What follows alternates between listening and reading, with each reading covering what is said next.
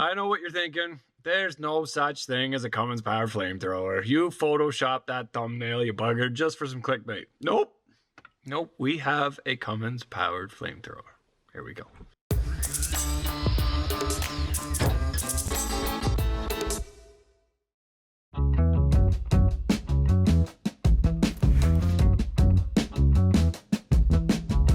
Alright guys, we're gonna be honest. It's not actually a flamethrower yet. What it is a orchard sprayer. So up here is an engine that creates, has a pump to pressurize this tank, which would then feed these two lines here. And then the fan spins, grabs air from the back here, pulls it through, it spins it, it hits this little fan and comes out, and then creates a spray pattern, just a line of air this way, and then these nozzles spray the herbicide and pesticide, and it hits the trees and keeps all the bugs from eating your fruit. So if we just extend this and change the rotation of the fan, it would just pull all the air through here, turn these nozzles in, and then it would shoot all the air out the back. And if we had like a road flare or some sort of igniter right about here, we could light that spray and have like we could like burn those trees. So what we need is a gearbox to change the rotation. So I asked my brother if he had anything. He works at a feed mill, and I had a bunch of gearboxes, and this is what he had, and I thought this is what I needed. Picture, we got in and out, except that it's the same rotation, and I think it's like a 6 to 1. So this spins 6 times for one rotation of that. So it'll either really slow the fan down or really speed it up. Both of them are not gonna work. So we're gonna go to a V&R, my favorite scrapyard. We are going to see if we can get some I-beam or C-channel to kind of match this. We'll just slice that, we'll back that up, we'll mount the gearbox to this shaft. Maybe we'll unbuckle this, and then when we have it kind of positioned and we know whereabouts the offset is, or if we can find the right gearbox, then we can weld this back on again, turn these nozzles around, bam, flamethrowers. Here we go. All right, back at V&R. Got the Centibogans running. 2020 Centibogan, handling all of this goodness. And nobody still has bought that Mustang, because you should sink obscene amount of money into a generic Mustang. Anyway, we're here for some steel. We got some angle iron here, some flat bar. Not what I need though. We got another more tubing there, and 7 by 2. That's what I need. Awesome. You know, grab the saw and cut some lengths off of that. Oh, that's beautiful.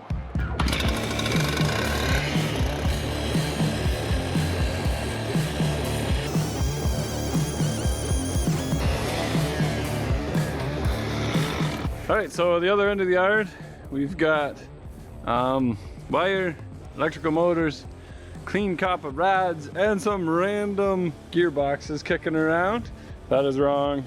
That's another try. It's the same direction. 1, 2, 3. Too big, too big. But let's see if she spins opposite direction. Yes.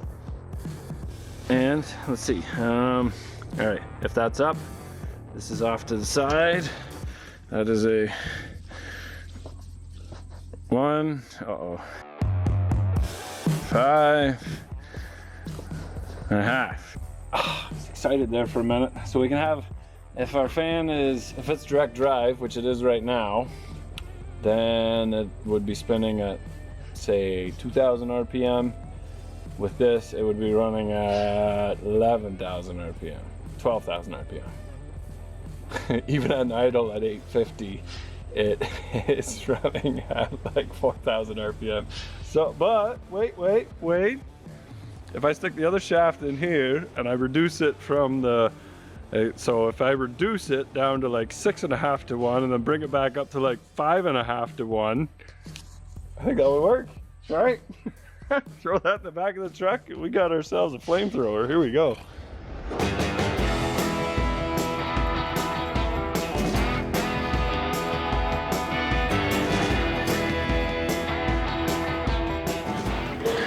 I think it's coming. There you go.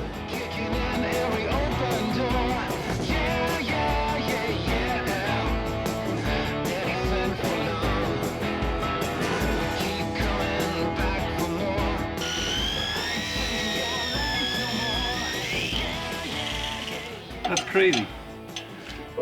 Welcome to Ontario. Son of a bitch. There we go. There we go. I got it, Vince.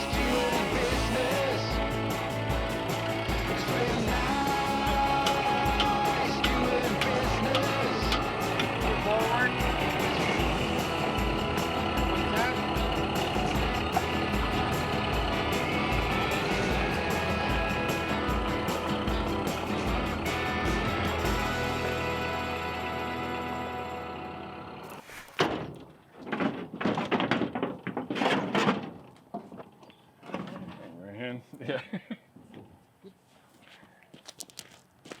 Alright, I got it. So, I think if we stick this on here, like that, the shafts kind of are the same height. It's just over about 2 inches. Now here's the magic. I think this is like 6.5 to 1 and this is like 5.5 to 1. So if we put this, that's at the top. Spin that one. That one's at the top. So we keep them together.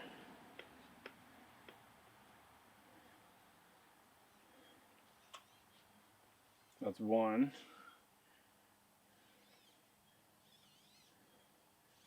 2. So 2 to 1. So I think we'll speed it up. We'll make it so that, which one's the input? So this is 2 to 1. So if this is coming from the machine and this is going to the fan, we just run at half throttle, and we've got the same fan, right? Same fan. What we need is this gearbox, which has just 2 gears touching each other, and as one's turning, the other one's going the opposite direction. But we need it as a 1-to-1 because we don't want to speed up or slow down the fan. The fan is rated at a certain RPM before the whole thing grenades. And I originally got this gearbox from my brother, which was off some sort of feed mill, but it's got 3 gears. So you change the direction and then you change it again to end up the same speed. So we can buy a gearbox, it's like 1,500 bucks, 2 grand. I've been looking for all summer, haven't been able to find any. I did find this one, and then I found this one at V&R. So I think if we bring the speed down and then bring it back up again, we're close. We're just gonna do that. So I don't know what you think. If we can weld that shaft in there. I can get in there with a stick. Yeah, you can get in there with a stick? Yeah, we'll bevel up that bar a bit. Okay. I think it's tight right here, and you can even tack it here too. Yeah. So this is splined and bolted. I just need a plate with a hole in the middle, and 4 holes in it, right? Yep. And weld that around there, and it'll bolt right up. Then you got your U-joint. All right, so I used to have a bush hog here in the weeds. There's one, there's the other. I kind of destroyed these severely to the point that they're not very safe anymore. It's not supposed to have this all ripped apart and shredded. That's the blade. That poor bush hog, but I think I can use these U-joints because a lot of these have a slip yoke in them, meaning that if you hit something heavy, it doesn't do this to it. It's supposed to break the shear bolts. It hasn't been off for a while, so the pin still moves. And we should let that sit for a couple days and really penetrate. This hasn't moved for 30 years.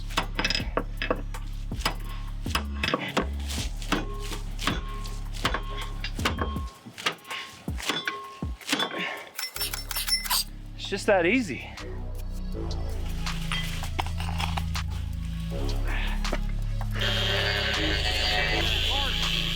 All right, so bad news. The U-joints from the PTO shaft are not gonna be any good. But luckily, I got a whole bunch of garbage stuff here, and the school buses use the same U-joints. So they're about 5 inches wide, and the cups are inch and a half, something like that. Transport trucks are about 6 inches long, so they're too big.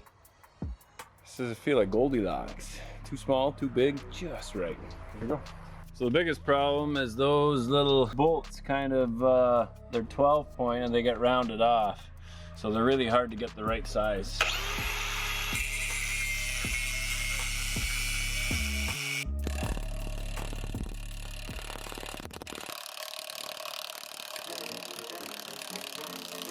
Now some of you guys might be saying, Rich, you're using chrome sockets on your impact gun. That's dangerous.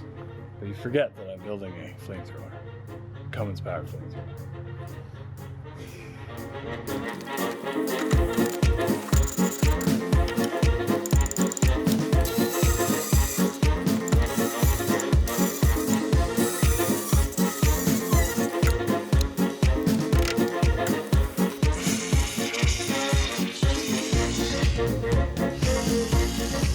I got that. Stick that on there. A little bit of wiggle.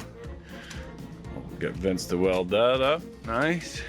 That will get welded in there. And that, I'm gonna machine another one on the inside and we'll just weld that. The drive shaft going through is actually splined right here, so that gives us a little bit of wiggle room. And Vince gets to use a stick welder.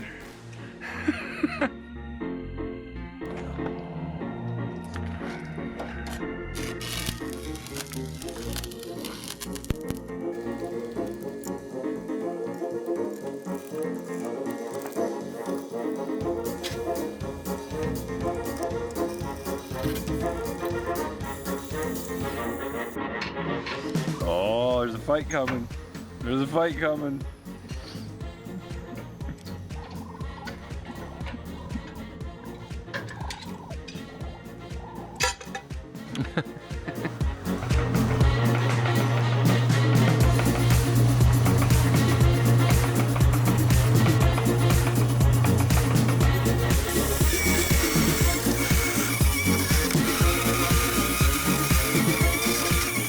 All right, so I had trouble getting this collar off. It's not coming off, so what I did was I cut this back, and actually the nut fits perfectly inside the splines. So that'll center it. And then we're just gonna weld her solid. That is never coming apart again. And Vince said he could weld anything, so I'm gonna get him to weld cast too. Although, oh wait, is that cast too? Oh, that's okay, that's no problem. Oh yeah, that'll be fine. Look at that, done. Another U-joint to the gearbox. And we're almost there. He's got both frames on there. We're getting there. Here we go. Vince welding stuff he's not supposed to weld with the wrong rod. Oh, this is good. Extra.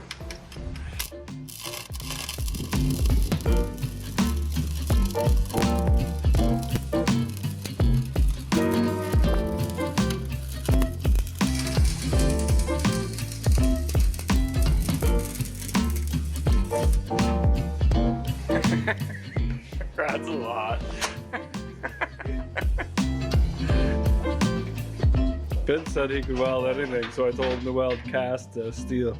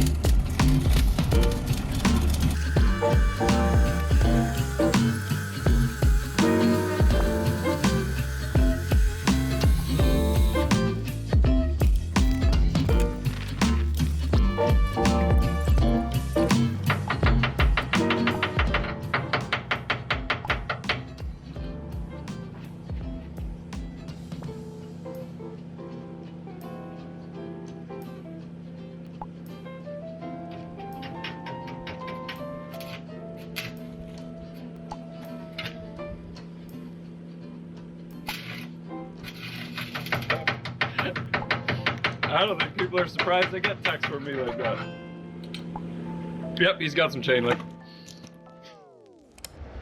Alright, so we got it welded together. We're just gonna crank it over without starting it and see exactly what happens, and then we'll fire it up at an idle. And we won't rev it up today because we're gonna put some chain link fence around it just in case.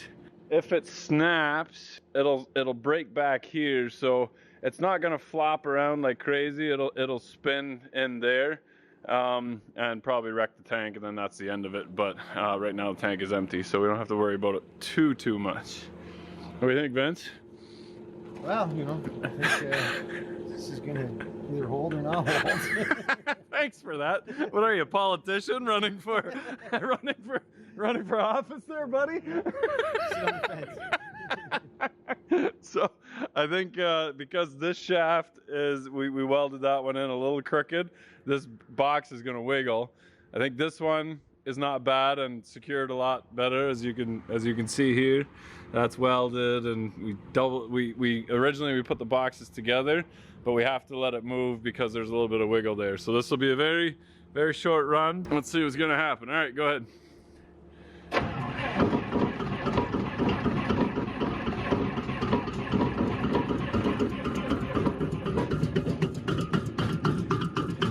I could feel the air.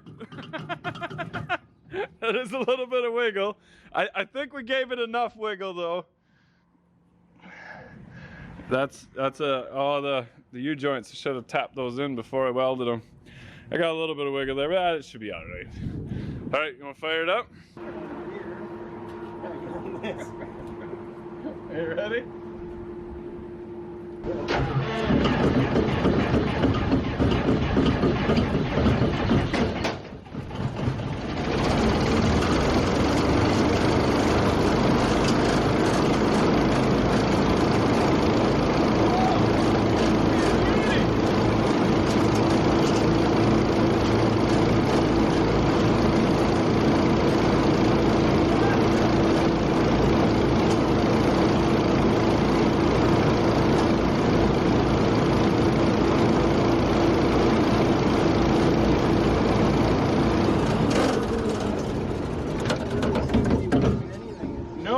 It's just kind of wiggling nicely. The problem is the air is going this way. Okay, so the wiggle's okay, but when I shut it off, it kinked just a little bit. So we got to brace this just a little bit better, but not too much. We got our chain link to throw around, and we'll turn these nozzles around. We just tighten them. Now there's an end on both ends, and I don't know exactly how that works, but we're just gonna turn them around anyway. Either way, the fan will probably suck that in and shoot it out the back, right? I think so.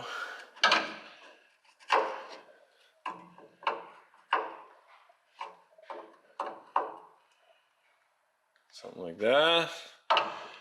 Sure. Look at that. Nice and easy. All right, so the fan kind of did push it out on an angle, and we needed to make it go straight out the back, right at the Mustang there. So thanks to V&R, we got this little 1-inch angle iron, and where I could, I bolted it through, but all of these are stripped on the inside. So then I also welded it to this tin here. This is fiberglass, that's tin. We'll go all the way around, and then we'll take some barn board on the inside and just self-tap it to the inside of this. And then we're probably gonna move these to the outside here, because otherwise all of this gets soaked in gas. And then if the fan shuts off and everything's still soaked in gas, then that catches fire, and then this starts exploding, and then this is a fiberglass tank, that's gonna catch on fire, and it's gonna be a whole thing. So let's have some fun, but not turn it into a huge thing. Here we go.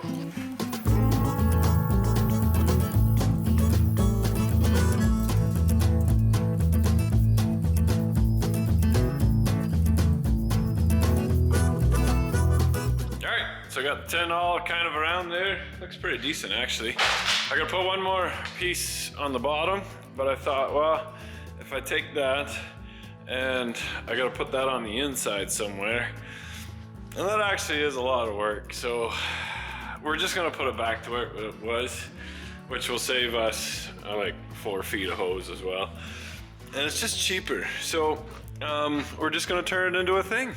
You guys okay with that? All right. It'll aerate better and stuff as it's going through, and even if it grenades itself, there'll be some momentum. We just shut the valves off to cut the flow, and then that'll all be fine. I did fire it up real quick.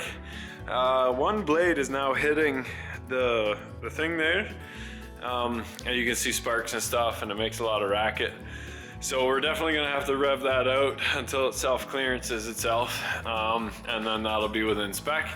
So I'm gonna replace the bottom sheet there yet, or install the bottom sheet yet, and then when I did fire it up outside there, it was dark so you couldn't really see anything, but the air was basically coming around the outside there, and there was like a big hollow spot in the middle. So I'm going to put a little slice on each one of these and curl it in.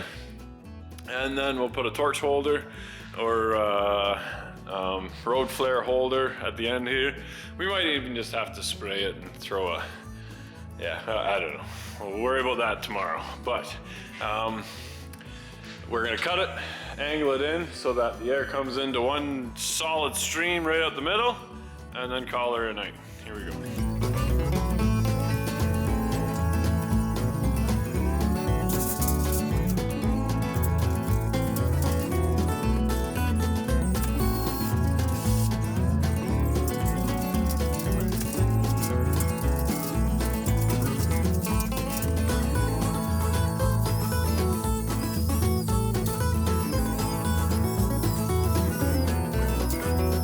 Alright, so that does it for this episode. Now, if you're new to the channel, or if you've never seen me before, we don't usually do stuff like this. We're just having some fun. I am kind of an intelligent person, I would like to think. So, but once in a while, we like to just goof off and have a little bit of fun. I bought this thing because it's got a 4BT in it, and that 4BT is already sold. So, but before I yank it out, I just wanted to have some fun with it. So, you're gonna have to head over to DeBoss Garage, our normal channel, where we do everything on-road, because I did just sell this 4BT, and we'll be putting it into an Escalade. So that means that this is going from off-road to on-road, and you're gonna have to see what happens if we die or not on the other channel. And if you are new to the channel, check out some of the other videos. We've got a Duramax swap C10 tow truck on air ride bus frame. We've got a 3126 Caterpillar rebuilt that's going into an OBS F350. We've got a full 67 GTO that's very pretty. That's why it's under a tarp. And now a fairly pretty Mustang that's under a tarp. So definitely check out the other videos there. Keep checking out on this channel as well. We've got lots of heavy duty repairs. Kevin is going to be bringing his Steiger in to get the transmission rebuilt, we think. And one more thing, we got a sale going on Tape Boss. This is the little voice recorder that I invented and manufactured, so you can put it on a tape measure and not forget any measurements. Big sale going on now because we know you didn't get what you wanted for Christmas. Anyway, thanks for watching, guys. Remember, have some fun. Life's short, but It's definitely worth living. Here we go. I have to say that because I might die tomorrow. Here we go.